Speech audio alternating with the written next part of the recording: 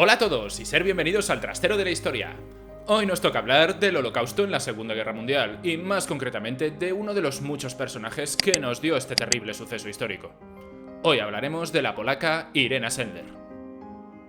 Me imagino que hasta el último de vosotros que está viendo este vídeo ahora mismo se habrá leído algún libro relacionado con el Holocausto, o visto alguna película o al menos escuchado alguna historia relacionada con este tema.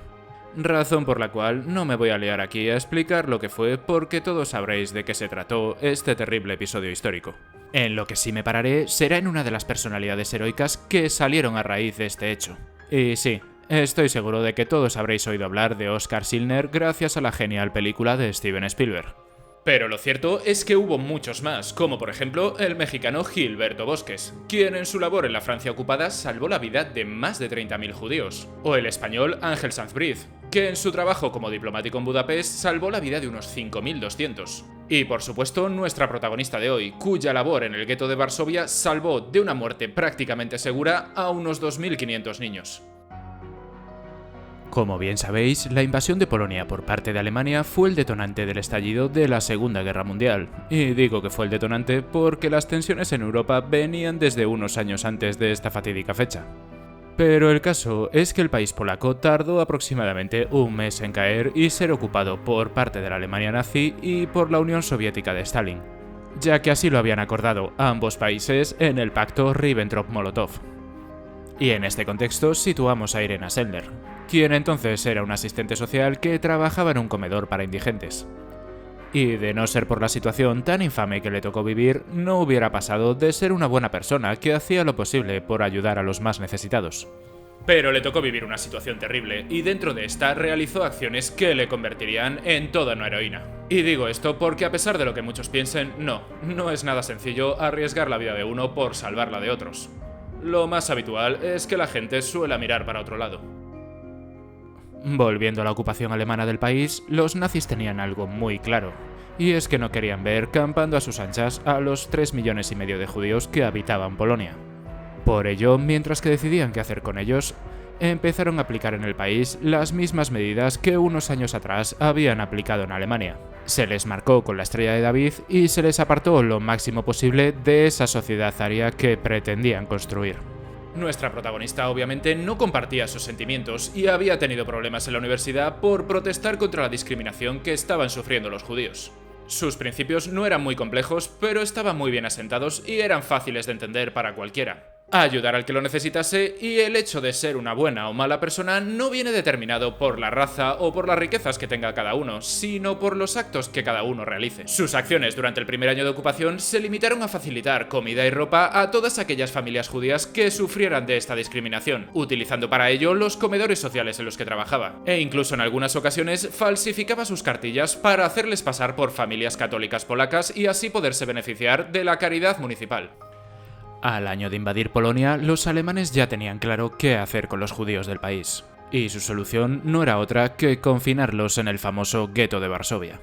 En él metieron a casi 500.000, que equivaldría aproximadamente a un 30% de la ciudad. El espacio que este ocupaba estaba tapiado y vigilado las 24 horas del día. En este infernal gueto, que funcionó durante 3 años y medio, perdieron la vida cerca de 100.000 judíos a causa del hambre o de diversas enfermedades que se desarrollaron en él por tener a tanta población en un espacio tan pequeño. El resto sería enviado posteriormente al campo de exterminio de Treblinka, que junto a Auschwitz fue de los más letales que existieron. Nuestra protagonista, como polaca y católica que era, vivía fuera del gueto y cada día veía salir de él carros llenos de cadáveres. Ella supo que desde fuera poco podía hacer, así que decidió solicitar el permiso para trabajar como enfermera dentro del gueto y así poder estudiar los brotes de tifus que se daban dentro de este. Los alemanes no le pusieron demasiadas trabas, ya que no les solía hacer gracia entrar en el gueto, y así que procuraban delegar otras tareas en polacos o incluso en los propios judíos. Una vez que estuvo dentro, pudo observar de primera mano lo que realmente eran aquellas condiciones, y en un documental llamado Irena Sendler en el nombre de sus madres, rememoró lo que vio con las siguientes palabras. Salía por la mañana y veía a un niño desfallecido de hambre tirado allí. Regresaría unas horas después y ya estaría muerto, cubierto por un periódico. Fue en ese momento cuando supo que para salvar a aquellos niños que se morían de hambre era necesario sacarlos de allí. Pero antes de hacer esto tenía que hacer algo que era fundamental, que es el convencer a las familias para que les entregase a sus hijos.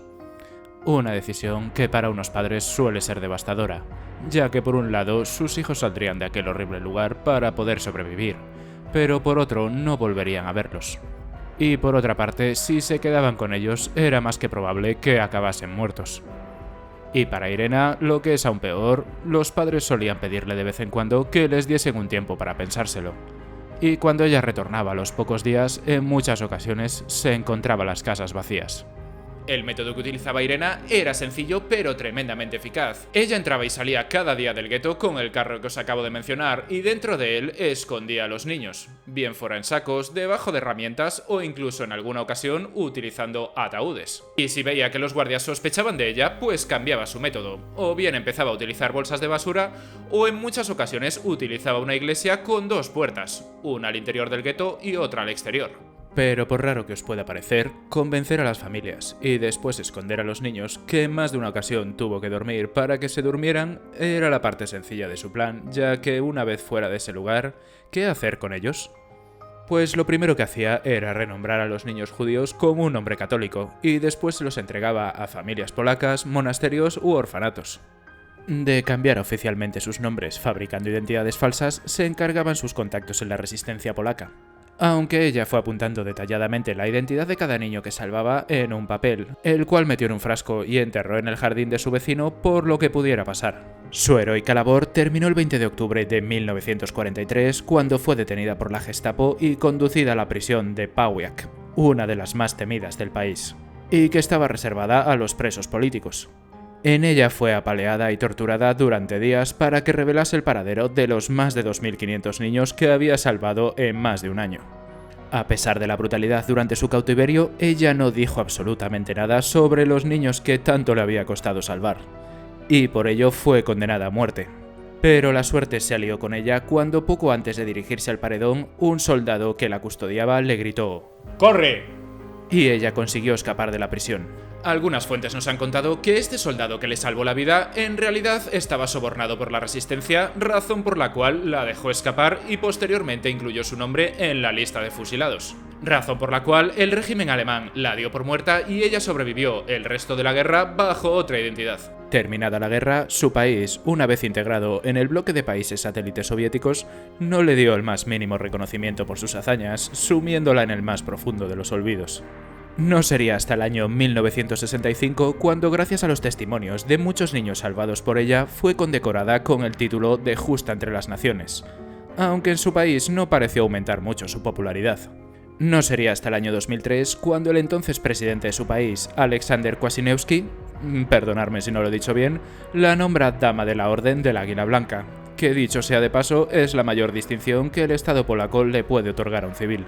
Un año antes de morir, en el año 2007, su país la propuso para el Nobel de la Paz, pero el jurado prefirió otorgarle el premio al ex vicepresidente de los Estados Unidos, Al Gore, por su documental Una verdad incómoda.